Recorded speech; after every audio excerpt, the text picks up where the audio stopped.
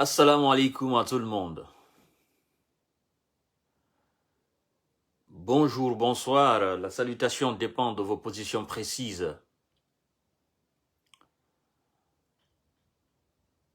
Mesdames et messieurs, bienvenue sur la page Jeune Visionnaire.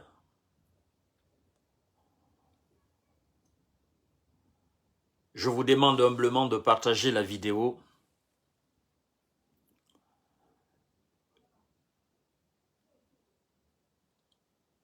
Ouais.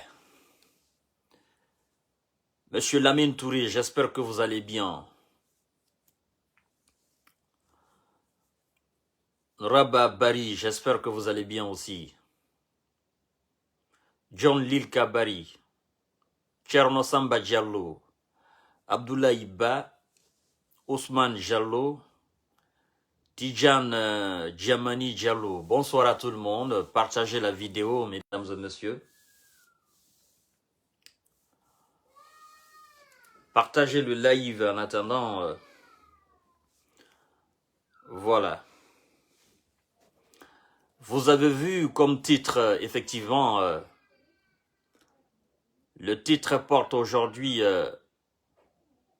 sur l'interview de monsieur le Premier ministre Mohamed Beavogui, que j'ai suivi avec intérêt et attention hier, parce que il fallait cette sortie du Premier ministre et cette interview faite.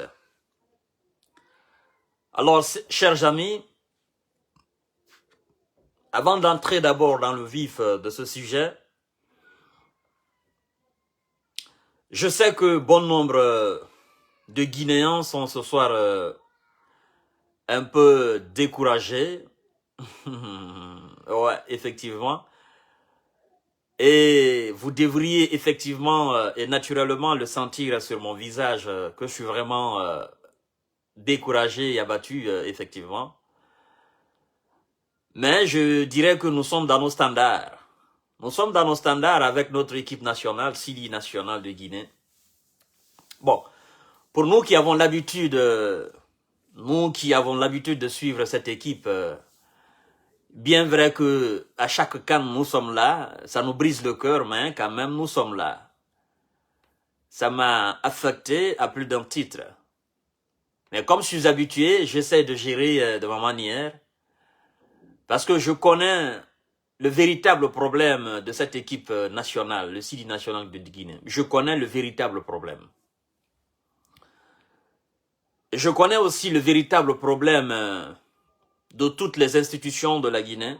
Tout ce qui est lié à la Guinée, je connais évidemment le véritable problème.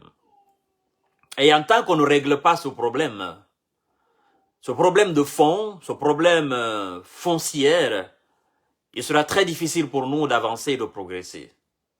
Ça, c'est quelque chose de fondamental. Je ne cesse de vous répéter chaque jour et chaque soir, notre nation, elle est malade. La Guinée, elle est gravement atteinte. Atteinte moralement, atteinte spirituellement, atteinte socialement, culturellement. Sur tous les plans, la Guinée, elle est malade. Donc, essayons de régler ce problème politique. Et en réglant le problème politique, nous aurons des retombées sur la République et sur tous les aspects de développement de notre République, que ce soit le sport, le football, le sport en général, la culture, un peu partout, tous les problèmes liés à la Guinée, nous allons sentir les retombées. Partagez le live, les amis. Et vous savez, comme je suis quelqu'un qui lit beaucoup, je lis tout et n'importe quoi. Aujourd'hui, je suis tombé sur une ancienne interview de monsieur Fasciné Touré, paix à son âme, je crois bien, là où il parlait des véritables problèmes de la République de Guinée, là où il demandait que les choses, il y a des choses qui se sont passées sous le régime de Ahmed Sékou Touré, des choses se sont passées sous le régime de Lansana Conté, ainsi de suite, ainsi de suite, ainsi de suite, jusqu'au régime d'Alpha Condé. Il dit qu'il y a eu beaucoup de crimes beaucoup de choses monstrueuses chez nous et qu'il faut évidemment faire quelque chose pour permettre à la Guinée d'avancer. J'ai lu, après je suis venu regarder le match de Silly. Bon, je dis, oui, ça n'a pas effectivement de rapport, mais quelque part ça peut avoir aussi de rapport parce que pendant très longtemps, les Guinéens ne cessent de réclamer justice. Monsieur Fassine Touré, paix à son âme, lui il a demandé qu'on fasse des sacrifices et tout ça. Bon, des sacrifices, moi je trouve que nous avons plus besoin de justice, d'équité, d'égalité et de clairvoyance et de patriotes à la tête de l'État pour qu'on essaye d'avancer. Parce que dans le monde, il y a des pays qui ont commis d'atrocités, qui ont commis d'importants crimes envers leur peuple. Ces pays-là aujourd'hui se retrouvent parmi les pays émergents et les pays qui évoluent. Enfin, ça c'était une parenthèse de ce live. Je vais continuer. Après de 3 mois. Je dis, le Premier ministre Mohamed Beavogui, bon, on tourne la page de Silly National parce que vouloir décortiquer ça, ça ne va pas finir. Parlons de politique, on avance. Nous sommes dans nos standards avec notre équipe nationale. Nous devons l'accepter, assumer, avancer avec. C'est pas un problème de coach, c'est pas un problème de joueur, c'est un problème de fond, c'est un problème de structure, c'est un problème d'institution.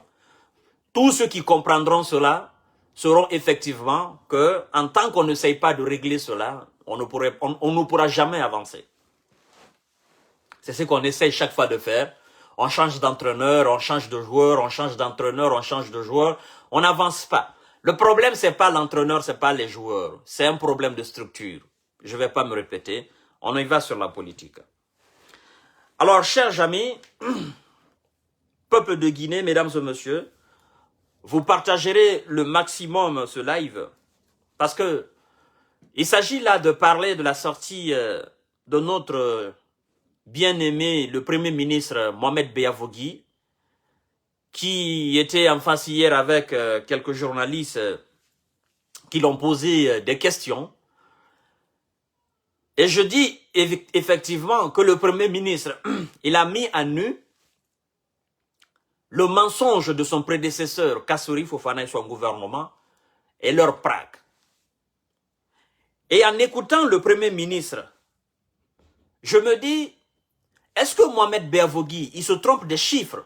Dans les chiffres, tout ce qu'il donnait comme des chiffres là, il se trompait? Ou bien, je m'excuse de l'expression, ou bien il mentait? Ou bien, il essayait de donner une certaine crédibilité au gouvernement d'aujourd'hui et au CNRD, c'est-à-dire colonel Mamadi Doumbouya et tout ce qui en suit. Ou bien il essaie juste de dire la vérité sur ce qu'ils sont venus trouver.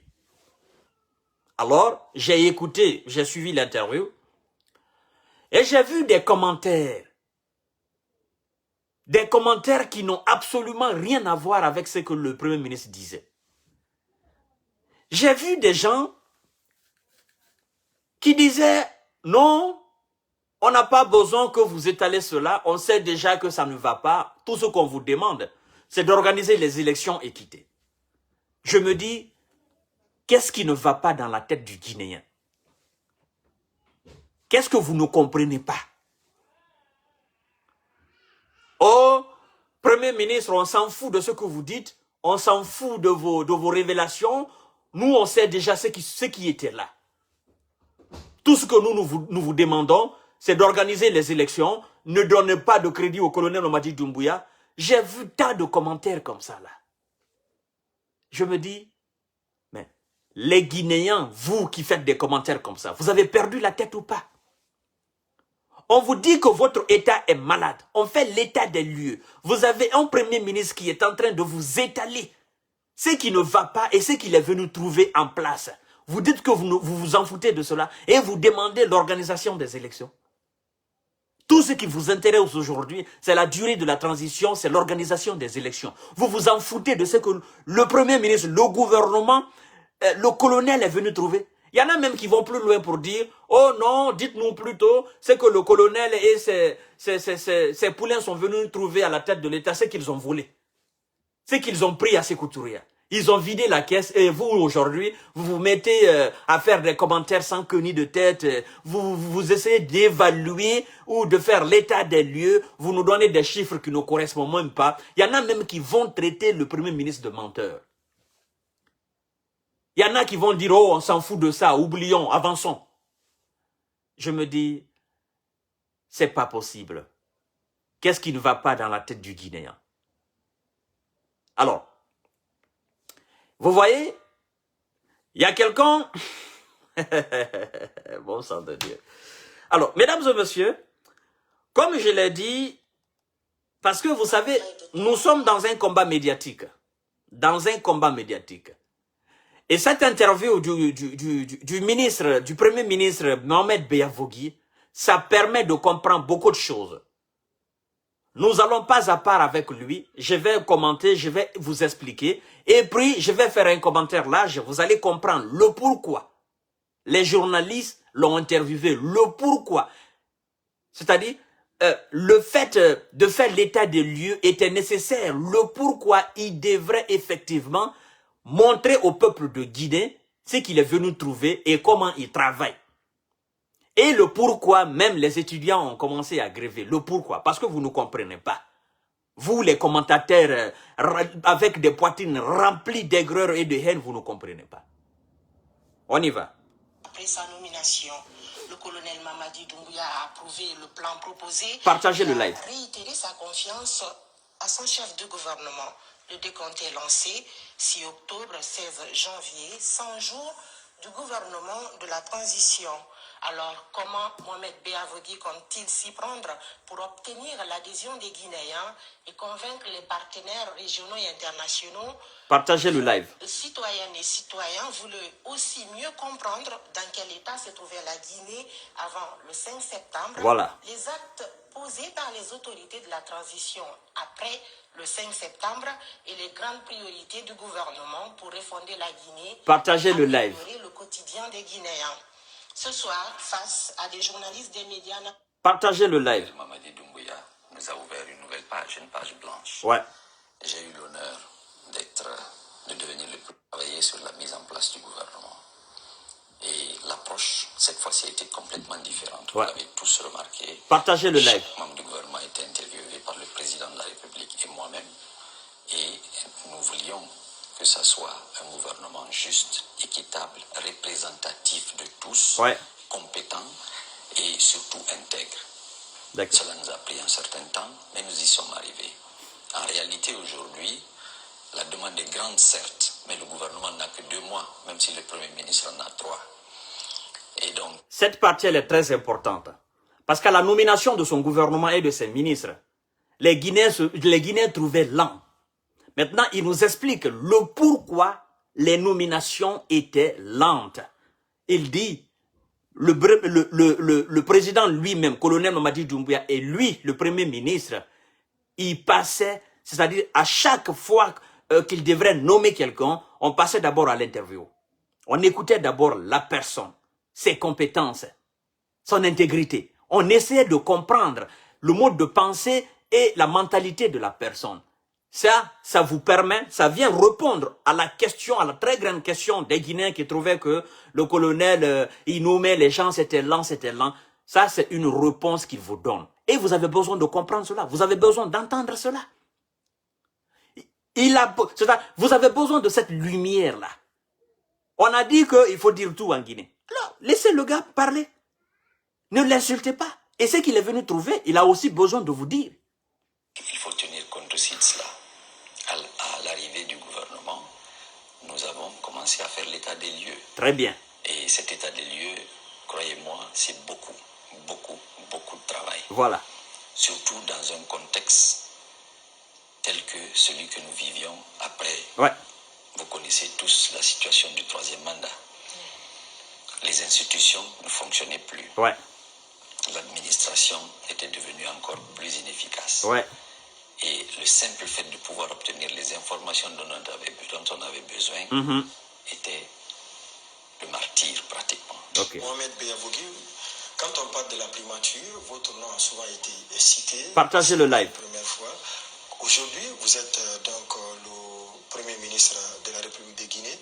Comment comprenez-vous que chaque fois qu'on parle de la primature, votre nom est cité, depuis sous Lansana Conté?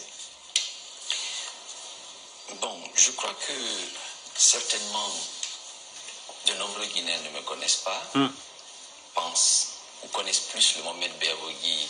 Partagez le live, mesdames et messieurs. Mais ne connaissent pas le Mohamed.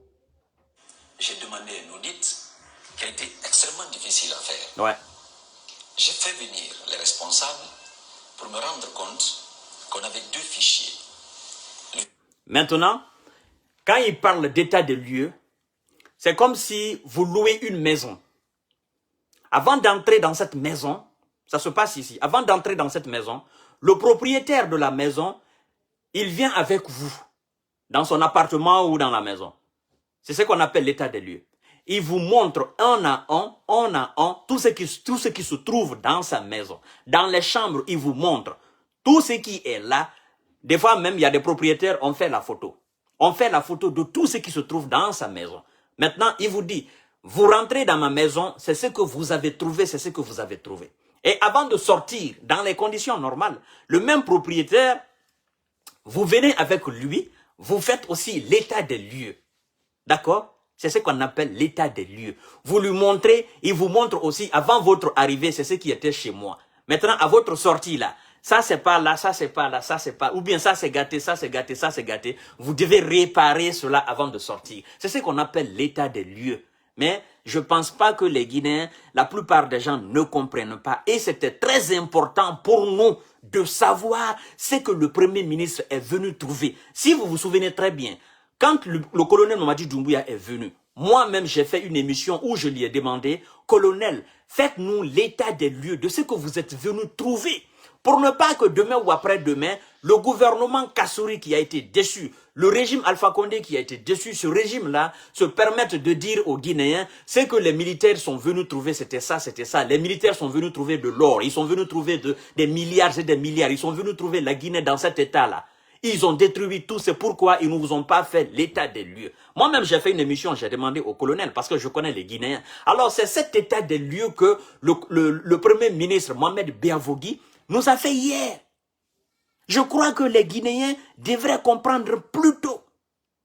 Aujourd'hui, il y a des gars qui se permettent de dire « Oh non, le Premier ministre, il est incompétent. Oh, il ment. Oh, il fait ceci. Oh non, non, c'est pas ce qu'il est venu trouver. » Alors moi, j'ai besoin d'un cadre compétent de l'ancien régime pour le démentir. J'ai besoin même de Kassouri Fofana, l'ancien premier ministre, le prédécesseur de Mohamed Beyavogui. J'ai besoin que Kassouri sorte, qu'il fasse une sortie pour dire ce que votre premier ministre a dit, c'est faux. Avant le 5 septembre, la Guinée était dans ça, dans ça, dans ça, dans ça. Tous les chiffres que Mohamed Beyavogui a donnés, c'est faux. Alors, on saura effectivement si c'est que Mohamed Beyavogui a dit, si c'est faux ou vrai. On fera une étude comparative entre ce que Kassouri a laissé et ce que Mohamed Beyavogui est venu trouver. Mais, ils ne vont jamais le faire. Parce que eux-mêmes, ils savent que ce que Mohamed Beyavogui a dit, c'est la vérité. D'accord? Alors, mesdames et messieurs, on continue. Je pense que... De la paye lui-même, ok, et le fichier des effectifs. Voilà. Mais les deux fichiers ne se parlaient pas. Ils ne correspondaient pas. Là, il parle effectivement du fichier. Quand il dit fichier, c'est quoi? L'effectif, l'ensemble des travailleurs guinéens. Ce qu'il est venu trouver là. C'est-à-dire le nombre de personnes et le nombre, le fichier de paye aussi. Il y avait une incohérence totale, mesdames et messieurs. C'est-à-dire que lui-même, il a tout expliqué. Il dit, le mois qui a suivi, c'est-à-dire dans le mois même qu'on a fait le coup, il y a eu une augmentation de travailleurs en République de Guinée. Pourtant, on n'a pas fait un recrutement officiel. Comment se fait-il? Qu'est-ce qu'ils ont fait? Donc, dès qu'ils ont appris que le coup était effectif, effectivement, ils ont gonflé le nombre de travailleurs. C'est ce qu'il est en train de vous expliquer. Il vous démontre par A plus B comment le Guinéen est malhonnête, comment la plupart des Guinéens sont malhonnêtes, comment la Guinée fonctionnait sous le régime d'Alpha Condé. C'est ce qu'il vous explique. Et vous vous en prenez à lui en disant « Oh non, il veut donner de la valeur au colonel. Oh non, on n'a pas besoin de ça. On n'a pas besoin de tous ces chiffres. On le sait déjà. » Comment vous le savez? Comment vous le savez? Avant cette interview du Premier ministre, vous qui dites on le sait, comment vous l'avez su? Arrêtez de mentir, écoutez les bonnes personnes et essayons d'avancer. Donc on ne sait pas qui on paye, il n'y a pas de cohérence. Et quand j'ai demandé à ce que les deux fichiers soient fusionnés, ouais, on m'a dit qu'il fallait faire un appel d'offres pour que ça se fasse. Partagez le live. Les deux fichiers ont été créés par une institution qui est en Guinée. Ouais. Donc c'est pour vous dire que le diagnostic s'est imposé à moi. Pour le reste... Vous qui dites que le CNRD a un agenda caché, c'est pas le débat de notre, c'est pas le sujet de notre live. Arrêtez de faire des commentaires qui n'ont rien à voir avec ce que je suis en train de dire. Moi, je vous parle de l'interview du Premier ministre. Vous me parlez de l'agenda caché du CNRD. Ça a quoi à voir? Il faut quand même être cohérent et logique. Je vois certains commentaires ici, ça me fait beaucoup rire. Hein? Oh, non, c'est pas possible. Vous avez vu, notre justice, elle ne fonctionnait plus. Ouais. Elle recevait des ordres. Notre économie, nos ressources étaient complètement déroutées. Ce qu'on appelle state capture. Je regarde, il n'y avait que des arriérés. EDG, 5000. C'est-à-dire, quand il est venu là, il n'y avait que des arriérés en Guinée. Quand on dit arriéré, c'est quoi? Vous travaillez, on ne vous paye pas. Vous travaillez, on ne vous paye pas. Votre paye là, ça s'accumule, ça s'accumule, ça s'accumule. C'est ce qu'on appelle des arriérés. Alors quand lui, il est venu, toutes les sociétés de la place qui travaillaient pour le gouvernement, ces sociétés-là étaient dans ce cadre d'arriérés. L'État n'arrivait plus à payer. C'est ce qu'il veut dire, c'est ce qu'il veut vous faire croire. Vous savez, à un moment donné, on a crié, oh, les sociétés sont arrêtées, les sociétés de construction de terre, les sociétés de bitumage, voilà, ils ont fui, ils ne travaillent plus. Maintenant, le pourquoi ces sociétés-là ne travaillaient plus, c'est ce que le Premier ministre vous explique. Vous dites, vous le savez. Comment vous saviez cela? Arrêtez de mentir, les Guinéens. Arrêtez de creuser vos propres tombes. Arrêtez de saboter les gens comme ça, pêle-mêle. C'est que vous ne savez pas, ne dites pas cela. Ne soyez pas des démagogues, des hypocrites à ce niveau-là. Ne soyez pas trop émotionnels à ce niveau-là. Moi, je comprends certains Guinéens, catégorie de Guinéens. C'est-à-dire, il y a des Guinéens, c'est que eux ils veulent là. Si tu dis pas ça, ils te sabotent. Même si c'est que eux ils veulent n'est pas objectif. Mais si toi, tu ne dis pas ça, ils te sabotent. Ils ne sont pas d'accord avec toi. C'est pourquoi moi, je dis à tout le monde, je ne suis ni militant, encore moins sympathisant d'aucun parti de la République de Guinée. Ceux qui croient que je suis de l'UFDG, vous vous trompez. Ceux qui croient que je suis du RPG, vous vous trompez. Moi, je ne supporte personne. Je suis objectif dans ce que je suis en train de faire. Je ne dirai pas ce qui vous plaira, ce qui va vous plaire. Non, je dirai la réalité. Entre la réalité et ce qui vous plaît, moi, je préfère la réalité. Je préfère narrer, je préfère raconter la réalité. Alors que ça vous plaise ou pas, c'est comme ça, moi, je travaille, c'est comme ça, je fonctionne. Si ce que je vous dis ne vous plaît pas, alors allez-y ailleurs. Je continuerai toujours sur ma logique, sur ma ligne. C'est ça. Milliards d'arriérés, c'est-à-dire 500 millions de dollars, le quart du budget national. Toutes les factures dues aux petites PME, ouais, aux entrepreneurs. Vous pouvez demander à tous les grands entrepreneurs ici qui sont en train de faire nos routes. Partagez le live. 13 mois d'arriérés impayés. Toutes les entreprises qui sont en train de faire les routes en Guinée, toutes les sociétés, les grandes et moyennes, petites entreprises là, en République de Guinée, 13 mois, on ne payait pas ces gens-là. 13 mois. 1, 2, 3, 4, jusqu'à 13, on ne les payait pas. C'était des arriérés. L'État les devait. Or, on nous faisait croire sous le régime Alpha Condé que tout allait bien, qu'il n'y avait pas de problème. C'est pourquoi je dis, c'est lui qui n'est pas content. Si Kassouri n'est pas content, Mohamed Djane n'est pas content. S'il y a un membre du gouvernement ancien qui est capable aujourd'hui de faire une sortie pour venir démentir le Premier ministre Mohamed Beavogui, alors qu'il sorte, qu'il contredise. D'accord? Pour que les Guinéens sachent réellement entre les deux clans qui ment, qui dit la vérité. C'est de ça il s'agit. On vous parle de cela, vous dites, oh non, c'est ça, c'est ça, c'est ça, c'est ça. Et le fait simplement de mettre à nu et de faire l'état des lieux, de raconter ça, c'est-à-dire de dire tout cela dans son interview, ça permet aux Guinéens de comprendre les conditions dans lesquelles lui-même, en tant que Premier ministre et son gouvernement, il travaille actuellement. Ce au quoi, c'est-à-dire, effectivement, ce au quoi ils sont confrontés. Quelles sont les difficultés dans lesquelles ils travaillent actuellement. Les conditions dans lesquelles ils travaillent. Ça vous permet de comprendre cela. C'est pourquoi il a touché même le problème des cars. Pourquoi les étudiants manifestent. On vous parle de cela, vous ne voulez pas comprendre. Parce que vous avez la boue à la place du cerveau. Nos entreprises publiques, plus de 1000 milliards de déficit. Les entreprises publiques, plus de 1000 milliards. C'est pas possible. Je me dis, il se trompe dans les chiffres ou quoi? Non, il ne peut pas se tromper, c'est un ingénieur. Non. Alors s'il se trompe, que Kassouri vienne nous dire, que Kassouri fasse une sortie. Parce que Kassouri, au moins, lui, il peut confondre ce Premier ministre-là. C'est un économiste. Kassouri est un économiste. Il a la compétence, c'est un intellectuel. Alors qu'ils disent devant les Guinéens, ce que votre Premier ministre actuel a dit, c'est faux. Même s'il ne le fait pas à travers une interview, qu'il fasse des écrits, qu'il nous démontre par A plus B. Pour que les Guinéens comprennent. C'est ce que je ne cesse de dire. Mais en tant que ces gens-là ne le fassent pas, ça veut dire tout simplement que ce que le Premier ministre a dit, Mohamed Beavogui a dit, c'est la vérité. Et nous devons comprendre les conditions dans lesquelles nous sommes en train de travailler aujourd'hui. Les conditions dans lesquelles le gouvernement Beavogui, le gouvernement du colonel Mamadi Doumbouya se trouve aujourd'hui. On vous parle de ça, vous êtes là à raconter de n'importe quoi. Aujourd'hui, nous avons des sociétés qui nettoient notre ville. Ça fait 13 mois que ces sociétés ne sont pas payées. Les bus pour lesquels pleurent les étudiants. Voilà. Dans la rue. Nous avons des sociétés qui nettoient aujourd'hui notre ville, Conakry. Les bus pour lesquels les étudiants sont en train de faire des grèves là. 13 mois, ils ne sont pas payés. 13 mois. Alors les 13 mois, c'est à partir du 5 septembre?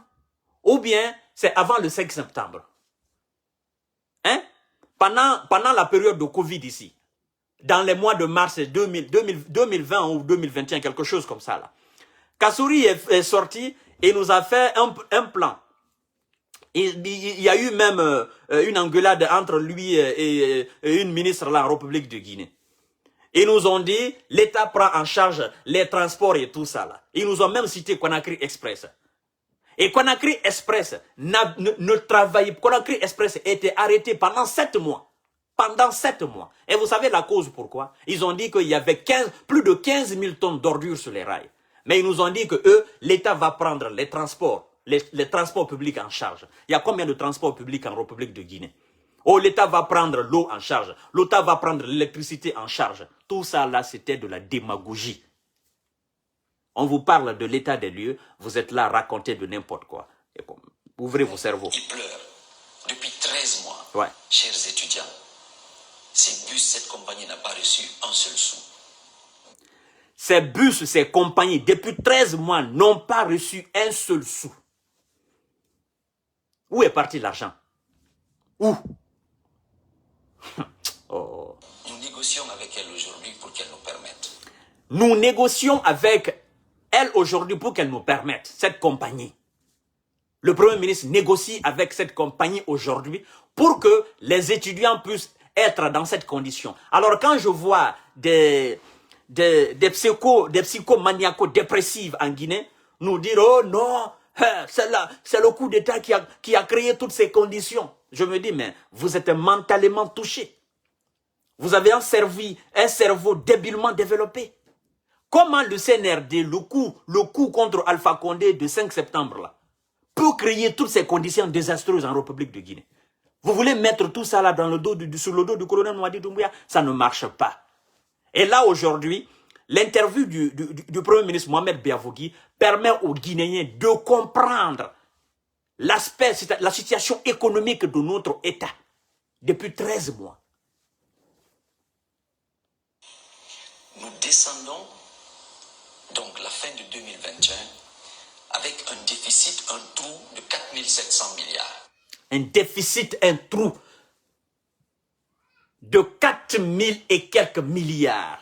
Ce qui manque, quand on dit déficit là, en français clair, ce qui manque, naka munana. Moha inama me amunana. Ammako yala mati. Déficit 4000, non, c'est pas possible ça. Où est l'argent? L'argent, elle est où? Entre-temps, ce n'est pas moi qui le dis. Ouais. C'est le Fonds monétaire. Voilà. La Guinée, en 2020, a sorti l'équivalent de plus de 3 milliards 800 millions de dollars. 3 milliards 800 millions de dollars de bauxite en 2020. La Guinée a sorti cela. Maintenant, il vous explique. De bauxite qui a été vendu. Qui a été vendu. Qu'est-ce qui est rentré dans les caisses de l'État? Voilà.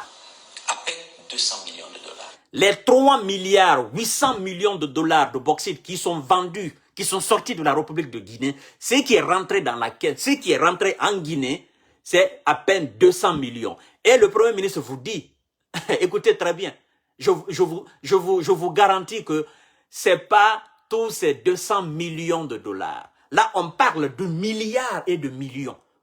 3 milliards 800 millions de dollars. Ce qui est rentré, c'est 200 millions. Il y a combien de 200 millions dans les 3 milliards 800 millions? Oh, bon sang de Dieu. Monsieur le Premier ministre, vous savez, la fois dernière, j'ai suivi Dr Ousmane Kaba qui parlait de quelque chose. Je me dis, le moment viendra où quelqu'un d'autre viendra corroborer les propos, les dires de Dr Ousmane Kaba.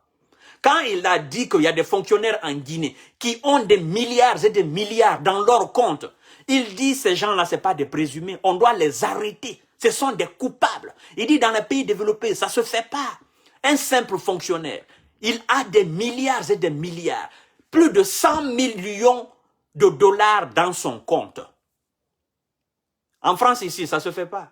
Vous n'allez pas voir un fonctionnaire français dans son compte, c'est-à-dire il n'a pas autre source de revenus. Hein. Ce n'est pas un entrepreneur, il n'a pas de société, il n'a absolument rien, il n'a pas de source de revenus. On le dit, l'État français sait que lui, il a 100 millions d'euros ou bien 50 millions d'euros dans son compte. Il est payé à combien? Il a fait combien de temps dans le gouvernement? Quelle est la source de revenus qui lui permet d'avoir les 50 millions ou bien les 100 millions d'euros? Ce fonctionnaire français, il serait arrêté. Il doit démontrer par A plus B comment il a pu faire. Comment? Et croyez-moi, de ces 200 millions de dollars, ouais. 100% ne sont pas allés dans les caisses du Trésor. Voilà. Voilà la réalité de la Guinée. Voilà. Vous avez vu les écoles? Alors, mes chers frères, quand j'ai fait le live la fois dernière, en disant, en m'adressant aux étudiants, en leur disant, mes frères et sœurs, mes fils et filles qui sont à l'université actuellement, je dis le moment n'est pas propice pour faire des grèves. Je dis parce que les caisses de l'État sont vides. On a attaqué M. Fama Kanté. On dit, oh, Fama Kanté, il n'a rien compris. Il défend le colonel Mamadi Doumbouya. Il défend le gouvernement Béavogi. Oh non, Fama Kanté, c'est un mytho. Oh, Fama Kanté, c'est un menteur. Oh, Fama Kanté, c'est un démagogue. Mes chers frères étudiants, mes fils et filles, vous qui êtes à l'université, mes jeunes frères et jeunes sœurs, vous qui êtes aujourd'hui à l'université, maintenant, vous comprenez le pourquoi on ne peut pas mettre des lignes de bus à votre service. Parce qu'il y a 13 mois, cette compagnie n'est pas payée. Cette compagnie a 13 mois d'arriéré. L'État doit. Maintenant, votre premier ministre, là, votre papa, il dit, je suis en train de négocier pour vous, pour qu'on mette les bus. Il y a un démagogue qui est sorti en disant, oh non, écoutez, Fama est un démagogue. Hein? Avant le 5 septembre, les parents arrivaient à trouver les transports. Il ne sait même pas ce que ça veut dire les bus. Il ne sait même pas ce que ça veut dire une compagnie. Il ne sait même pas ce que la manière dont ces bus-là fonctionnent. Il dit, oh non, les parents trouvaient les moyens pour satisfaire les enfants. Mes frères, vous avez compris? Alors, vous devez vous calmer. le Premier ministre, il est en train de faire le maximum pour vous satisfaire, vous les étudiants. Parce que lui-même, Premier ministre, il a été étudiant. Il connaît les conditions dans lesquelles les étudiants guinéens étudient en République de Guinée. Il va vous satisfaire. C'est pourquoi je vous ai dit, le moment n'est pas propice. Calmez-vous. Et la fois dernière, vous savez, vous avez eu la chance. Le colonel Mamadi Doumbouya, il a été compatissant au fait. Parce que dans la charte de la Constitution, le droit de manifester n'est pas un droit légal. Il pouvait vous arrêter, vous les étudiants, et il pouvait vous emprisonner. Effectivement, et il a raison, c'est le chef aujourd'hui. Qu'on le veuille ou pas, c'est lui le président, c'est lui le Fama. Il est le président de la transition. C'est lui aujourd'hui qui a tout le pouvoir en République de Guinée. Et toute personne, je dis bien toute personne qui s'en prend à l'État, à l'intégrité de l'État, le colonel a le plein droit aujourd'hui parce qu'il doit sauvegarder l'intégrité de notre République. Il doit sauvegarder l'intérêt national l'intérêt national. Toute personne qui s'en prend à la dignité morale, la dignité physique de la République, il peut t'arrêter évidemment, il te met en prison. C'est pourquoi on vous dit, nous sommes dans un régime exceptionnel. Vous devez comprendre. Le Premier ministre, vous l'écoutez. Si vous êtes franchement des personnes réfléchies, écoutez très bien. Dites naturellement aux anciens dignitaires du régime Alpha Condé, adressez-vous à eux en disant, mais écoutez, qu'est-ce que vous nous avez laissé? Pourquoi nous sommes dans ces conditions-là aujourd'hui? On ne peut pas comprendre que le colonel soit venu le 5 septembre et qu'il ait décidé d'arrêter tout, de stopper tout. C'est pas possible. Parce qu'on vous a fait croire qu'avant le 5 septembre, vous étiez dans les conditions normales. Donc vous étiez dans les conditions les meilleures, vous les étudiants. On vous a fait croire que vos parents, ils gagnaient de l'argent pour vous donner et aller à l'école. C'est faux. C'est faux, mesdames et messieurs. Tout est faux. Sous le régime d'Alpha Condé, les 90% de ce qu'on disait, c'était du mensonge. Quand je dis bien 90%. Notre ministre de l'Éducation, avec la participation de la RTG, ouais, était la semaine dernière encore à l'intérieur du pays, ouais, en train d'essayer de faire le diagnostic. Vous avez vu l'état de nos hôpitaux? Donc, il parle des écoles. Il dit il y a des écoles, il n'y a pas de table-banc. Qui n'a pas vu cette école primaire à Cancan? L'école primaire à Cancan, une école primaire, je crois, qui a été construite dans les années 1960, 1950 et quelques comme ça. Là. Qui n'a pas vu l'état dans lequel les élèves étudient? L'état dans lequel se trouvent ces latrines de cette école primaire. Des écoles délabrées comme ça, là, sous le régime d'Alpha Condé, ça ne finissait pas et ça ne finit pas. Les enfants, ils étudiaient dans la boue. Il n'y avait pas de table-banc. Ils étaient assis à même le sol. Et là où les enfants allaient faire leurs besoins, c'est-à-dire aller à la selle ou uriner, c'était impossible. Les enfants pouvaient s'infecter là-bas facilement. Facilement, les jeunes filles, les jeunes garçons.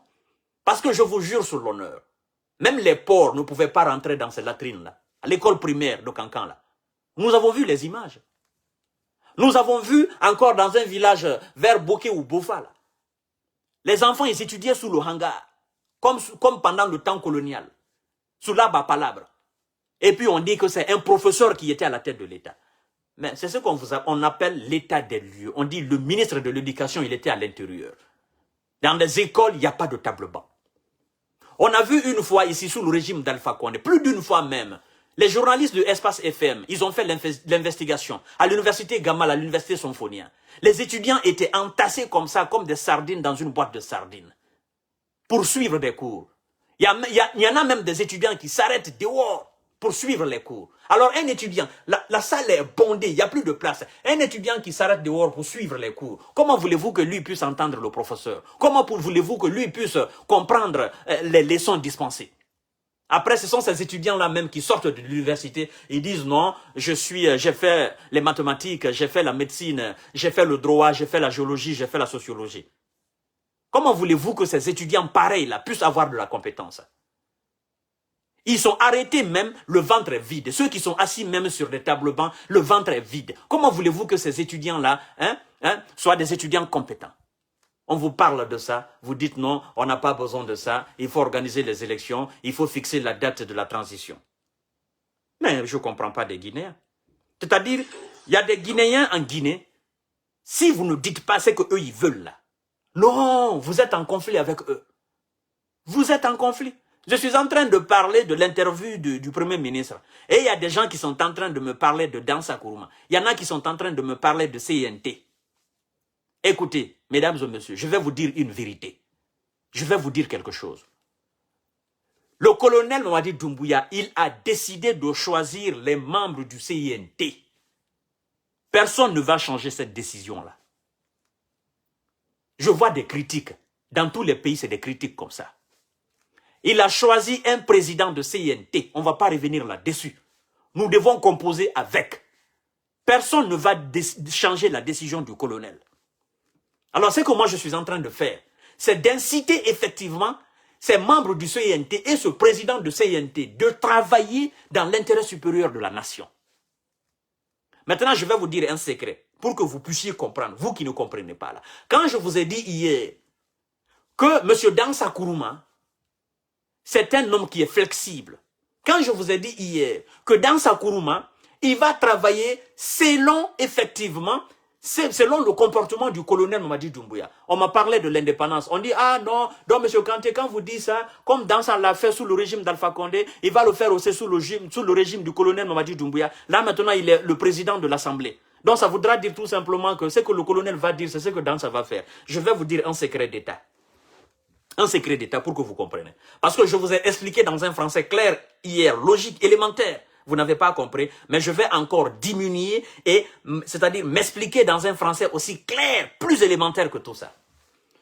Depuis que la Guinée a eu son indépendance en 1958, jusqu'à nos jours, tous les présidents de l'Assemblée, c'est-à-dire le pouvoir législatif, tous les présidents de l'Assemblée qui se sont succédés à la tête de notre hémicycle, de notre Assemblée, ces présidents-là, ils travaillent dans l'ombre avec le pouvoir exécutif. Avec le président du pouvoir exécutif. Le pouvoir exécutif, c'est quoi? C'est qui?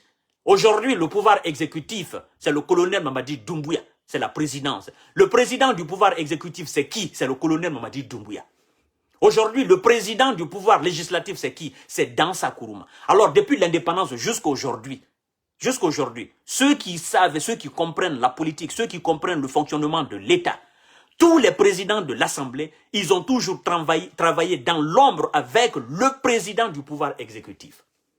Ça, c'est une vérité, ça, c'est un secret d'État.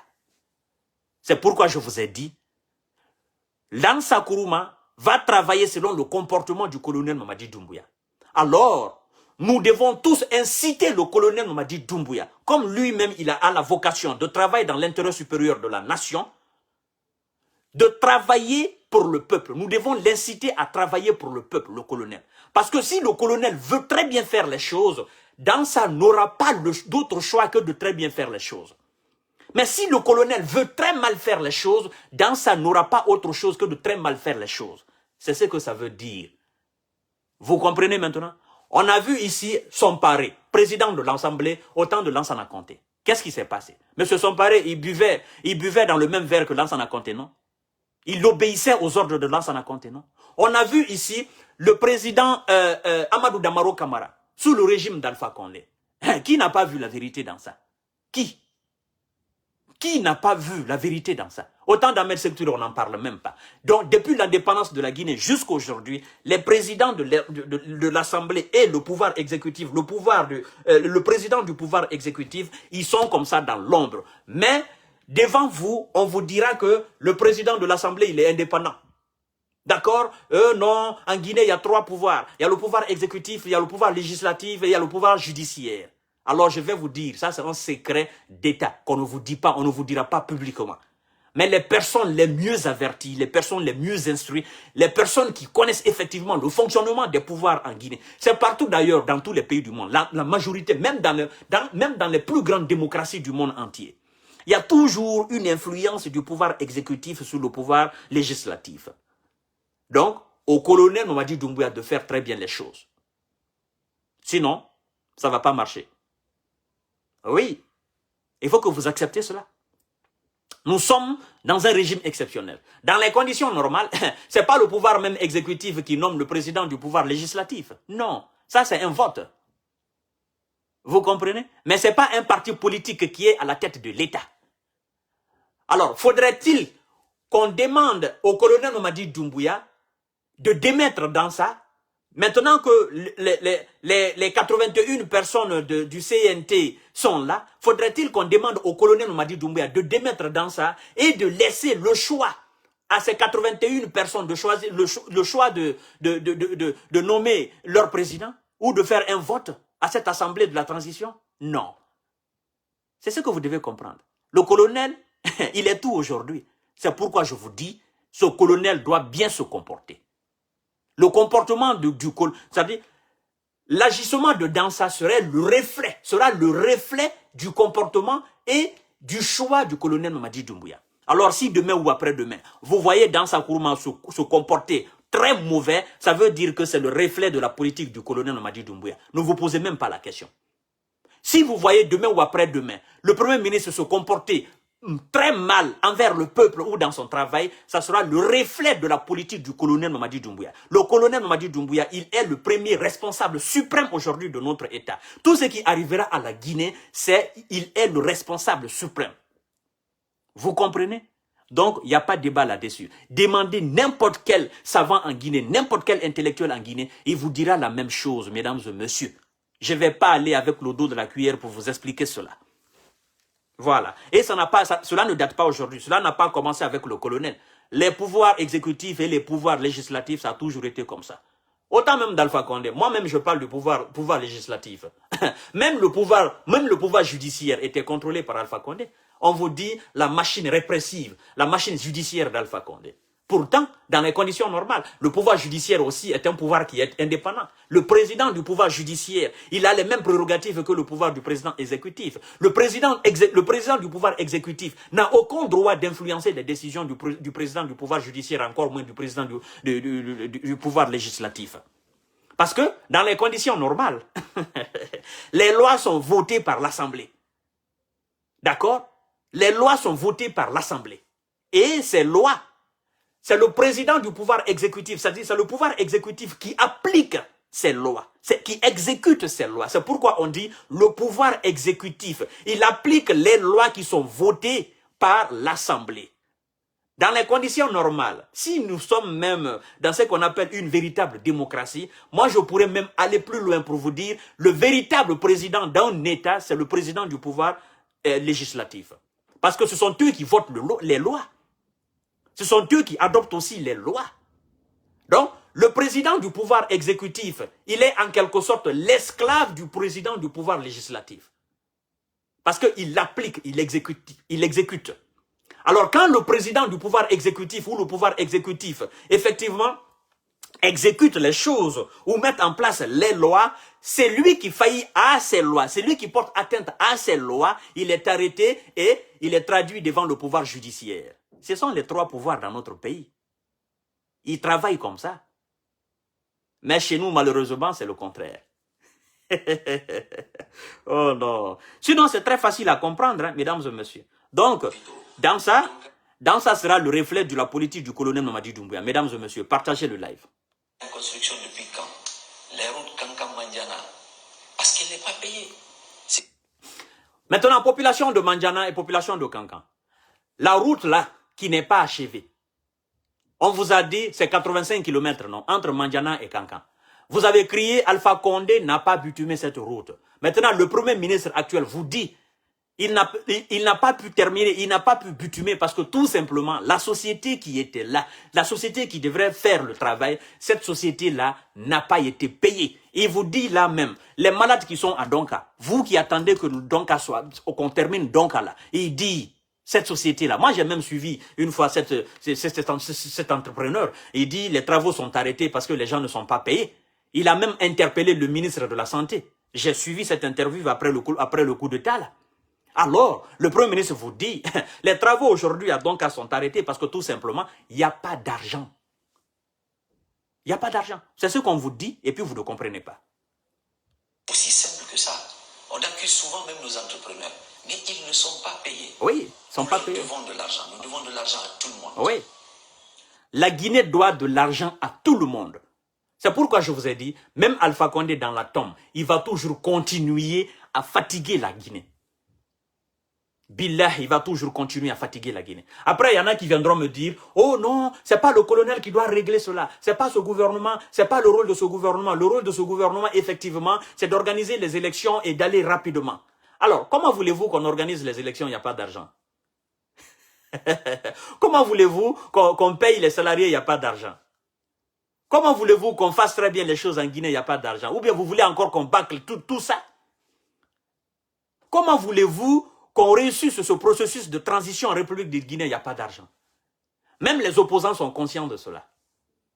Alors, si vous voulez qu'on organise les élections, demandez au président de vos partis politiques d'envoyer de l'argent rapidement. On a besoin des milliards et des milliards pour organiser des élections. Oh, bon sang de Dieu. On doit éclairer tout ça. Parce que le colonel est appelé à partir un jour. Il est venu, on a fait l'état des lieux. Les Guinéens savent maintenant ce que le colonel a trouvé. Avant d'aller, il va faire encore l'état des lieux. Et les Guinéens sauront ce qu'il a laissé. Donc, vous êtes situés, mesdames et messieurs. On vous parle de ça. Vous êtes là à raconter de n'importe quoi. Il y en a même qui insultent le Premier ministre. Nous devons de l'argent à tout le monde. Ouais. Ceux qui pourraient nous rapporter de l'argent, nos mines ne nous rapportent presque rien. Ceux qui devaient nous rapporter de l'argent sur nos mines. Mais nos mines nous rapportent absolument rien. Vous savez pourquoi? Parce que même auprès des exploitants de nos mines, Alpha Condé s'était trop endetté. C'est pourquoi les gens ne lui donnaient plus d'argent. Et c'est l'État qui devait à ses boss des mines. Oh. Et pire que ça, la plupart des services qui sont rendus au pays, regardez bien, votre carte d'identité, votre passeport, votre plaque d'immatriculation, c'est une société. Alors, il n'y a pas de recette. On a trouvé des caisses non seulement vides, mais profondément vides parce que nous sommes endettés. Et là, je ne parle même pas de la dette normale, parce qu'il faut le reconnaître, il faut rendre à César ce qui est à César. La Guinée a un taux d'endettement global de 41%. Ce n'est pas beaucoup. La moyenne de la CEDEAO, c'est 70%. Ouais. Ça, c'est la dette normale qu'on paye. Ouais. C'est-à-dire la dette à la Banque mondiale, Ouais. la dette à des grandes institutions internationales. Ça se passe correctement. Ouais. Mais on crée nos dettes, parce que cette dette-là, cette dette internationale, elle est surveillée par les organismes internationaux. Dans le Fonds monétaire, on dit oui, ça va très bien, les chiffres sont bons. Mais on a créé nos dettes. Et en plus, cette dette-là est au détriment des Guinéens. Parce que celui qui n'est pas dans l'Union, il n'est pas payé depuis.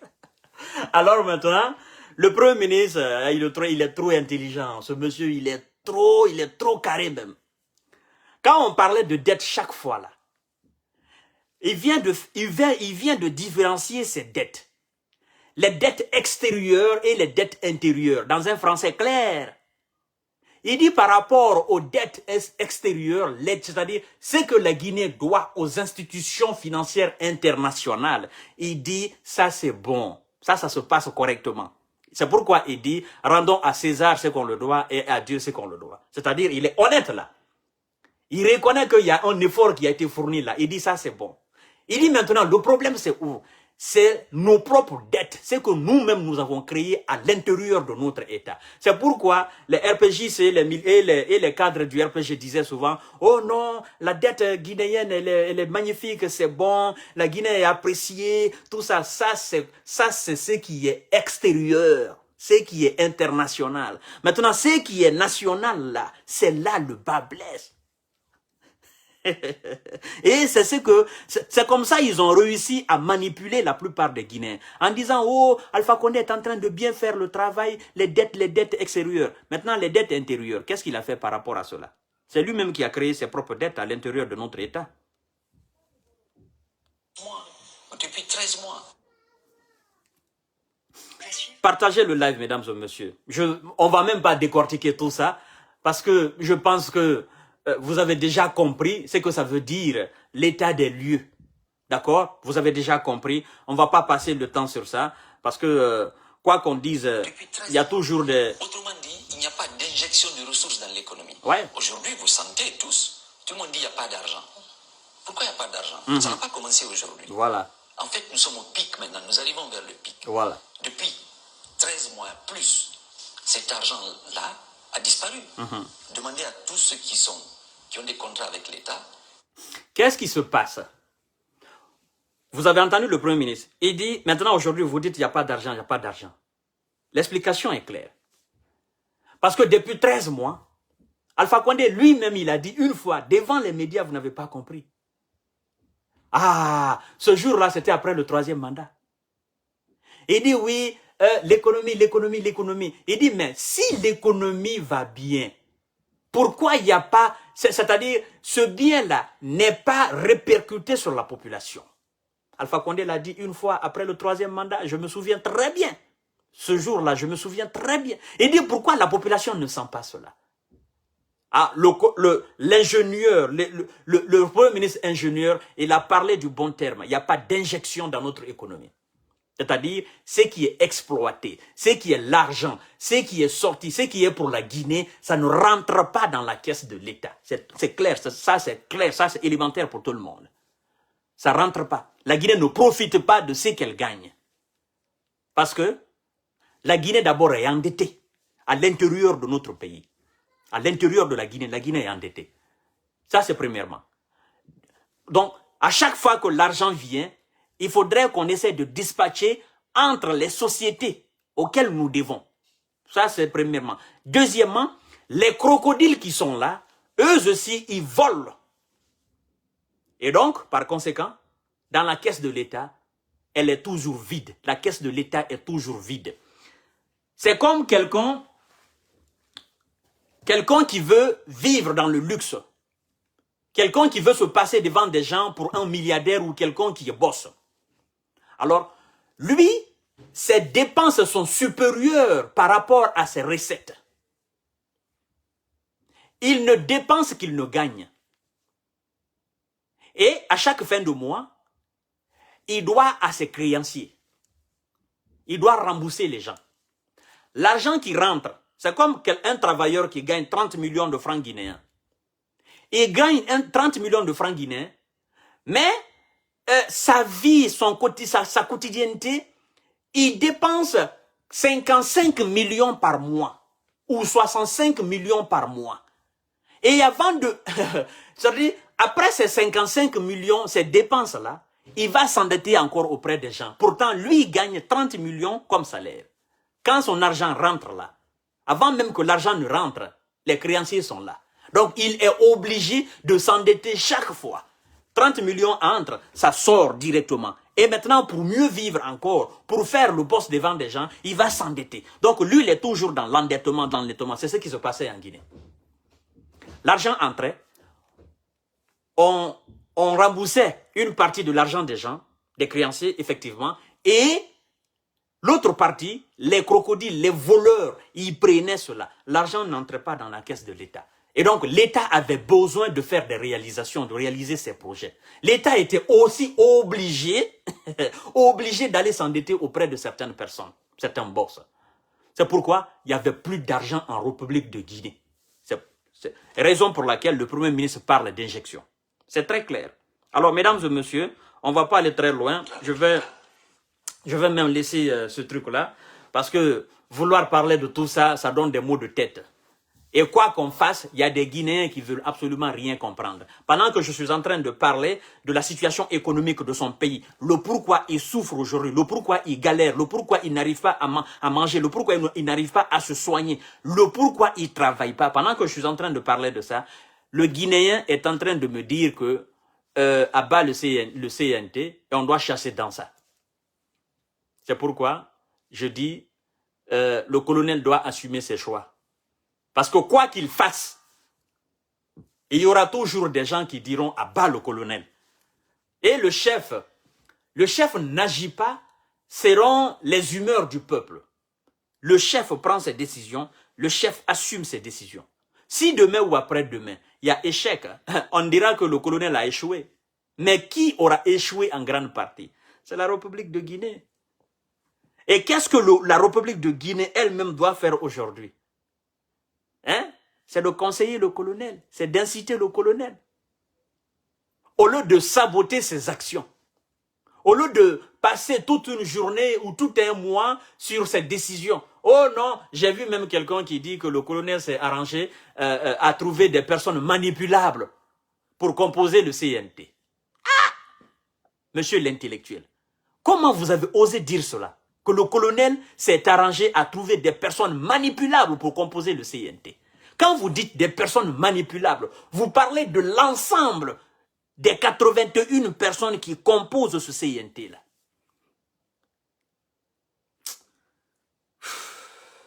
Le pays là, je crois que ceux qui sont contre les décisions du colonel, je pense que vous devez former un bloc et vous devez aller les diriger. Vous devez choisir la meilleure des personnes, c'est-à-dire c'est lui qui vous convient le plus ou c'est lui qui fait l'unanimité en République de Guinée pour l'installer là.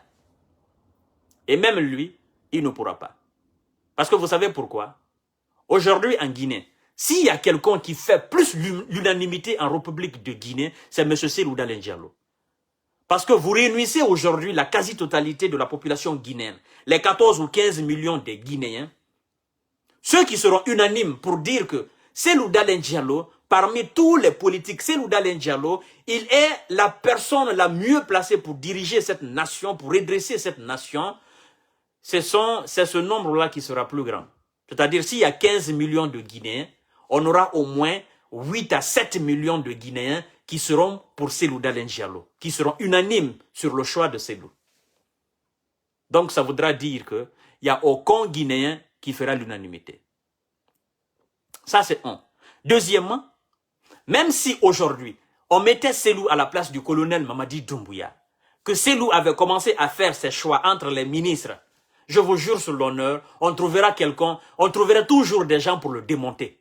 Oh non, il a pris que des peuls. Oh non, il a pris que des sous-sous. Oh non, il a pris que des malinqués. Oh, Cellou a eu peur des malinqués, son gouvernement est plein de malinqués. Oh, Cellou veut se faire plaire aux malinqués, c'est pourquoi il y a plein de malinqués dans son gouvernement. Oh, Cellou veut récompenser les sous-sous. Oh, Cellou veut faire ceci. Oh, tout son gouvernement est peul. On trouvera toujours des choses pour dire. Alors, moi, mon dernier mot, c'est que je vais dire au colonel Mamadi Doumbouya. Monsieur le colonel, comme je viens de le dire là, vous-même vous savez que en Guinée, le président de l'Assemblée, il a toujours été sous l'ombre, dans l'ombre du moins c'est du président de l'exécutif. Donc, les agissements, le travail, le fonctionnement de Dansa reflétera votre comportement en tant que président de la transition. Vous, colonel Mamadi Doumbouya, je suis en train maintenant de vous parler. Tout ce que Dansa fera demain, après-demain, jusqu'à la fin de la transition, ce n'est pas la personne physique de Dansa que moi je verrai devant moi. Non. Je verrai le coq de Dansa. D'accord? Je verrai le coq de Dansa. Mais je verrai l'éthique, la moralité, le comportement du colonel Mamadi Doumbouya dans un corps physique de Dansa. Donc, moi, ce n'est pas Dansa que je vais accuser. S'il fait mal les choses, ce n'est pas Dansa que je vais accuser. C'est vous, le colonel. C'est vous que je vais accuser. Vous comprenez? Donc, vous avez intérêt à prendre de bonnes décisions. Oui, mesdames et messieurs, c'est la vérité. C'est la vérité. L'Assemblée, ce CNT, le président de l'Assemblée, il ne sera pas indépendant, comme on prétend le faire passer. Parce qu'aucun président de l'Assemblée n'a jamais été indépendant depuis l'indépendance de la Guinée. N'a jamais été indépendant. Tous les présidents de l'Assemblée ont toujours travaillé dans l'ombre du pouvoir exécutif. Donc, monsieur le colonel Mamadi Doumbouya, je vous le dis aujourd'hui, la nomination de Dansa, il y a une bonne partie du peuple qui est mécontent. Alors, ce que vous devez faire, c'est de fermer la bouche une fois pour toutes de cette grande partie du peuple. Et comment vous allez faire? En travaillant très bien, en inculquant votre valeur patriotique, en inculquant votre valeur à défendre l'intérêt supérieur de la nation au corps de Dansa. C'est-à-dire vous inculquer, Dansa est aujourd'hui une sorte de représentation du colonel Mamadi Doumbouya. C'est-à-dire, si on doit aujourd'hui diviser le colonel Mamadi Doumbouya, Dansa est une partie. Et donc, dans ça doit refléter effectivement de long en large le comportement du colonel Mamadi Doumbouya. Et vous les Guinéens, je vous dis, si demain ou après-demain, vous voyez dans ça réagir dans le mauvais sens, avec des comportements sales, n'insultez pas dans ça. Non, ne dites pas que dans ça vous avez un comportement sale. Ne dites pas que oh dans ça on savait déjà. Ne dites pas cela. Dites tout simplement c'est le colonel Mamadi Doumbouya. N'accusez personne, accusez le colonel. Je vous donne cette autorisation aujourd'hui. Mais si demain vous voyez dans ça travailler très bien, n'appréciez pas aussi dans ça. N'appréciez pas la personne physique de dans ça. Appréciez plutôt le colonel Mamadi Doumbouya. Et là, c'est pourquoi je vous dis que tout homme est perfectible jusqu'à l'infini. Vous comprenez très bien. Donc, dans ça, l'appréciation qui vous sera faite, ça sera pour le colonel Mamadi Doumbouya. C'est pas pour vous, c'est pour le colonel. Parce qu'aujourd'hui, c'est le colonel qui encaisse les injures. C'est le colonel qui encaisse les critiques. C'est le colonel qui encaisse toutes sortes d'étiquettes. C'est lui qui encaisse. Oh non, il a un agenda caché. C'est le colonel qui encaisse tout. Donc, ce que vous allez faire dans ça comme beau travail, c'est le colonel qui sera aussi apprécié, tout simplement. Parce que vous, monsieur Dansa, on vous a vu par le passé. Donc, si vous faites bien les choses, on dira, ah non, ce que monsieur Kanté disait, c'est la vérité. Oh, c'est l'homme qui fait l'homme. Je me rappelle chaque fois de cette parodie de Djeng, Mamadi Djeng, l'ancien défenseur de la Guinée. Il dit, c'est l'homme qui fait l'homme. Alors, on dira, ah oui, monsieur Kanté avait raison. L'homme est perfectible jusqu'à l'infini. Dansa, mais c'est un autre Dansa qu'on voit là. C'est pas un autre Dansa, c'est le colonel que vous allez voir devant vous. Donc, c'est le colonel qui sera à la tête de ce CNT. Restez tranquille, mesdames et messieurs. Moi, c'est ma logique, c'est comme ça que je vois les choses. Parce que j'ai toujours su que président de l'Assemblée, président du pouvoir judiciaire, ils sont tous sous l'ordre du pouvoir exécutif. Ça, c'est partout en Afrique. C'est aussi dans la majeure partie des États-Unis, c'est comme ça, mesdames et messieurs. Donc, je ne vais pas abuser de votre temps. Vous partagez la vidéo au maximum. Vous qui allez suivre la vidéo, vous allez partager. Et puis, c'était une partie du discours de l'interview du Premier ministre. Je ne vais pas finir tout. C'était justement vous donner quelques explications et passer. Mesdames et messieurs, je vous aime, je vous love. Vous partagerez, vous qui allez suivre la vidéo après. Et à demain, Inch'Allah. Ben écoutez bien, moi je vous dis de rester tranquille. Si l'identité est sorti, bon, c'est pas du nouveau, on est habitué. S'ils étaient passés, c'est ce qui serait incroyable et impressionnant et remarquable. Mais on s'attendait aussi quelque part. Voilà, parce qu'on est habitué à cela. Merci beaucoup, mesdames et messieurs. À demain, Inch'Allah. Je vous aime, je vous love et gros bisous.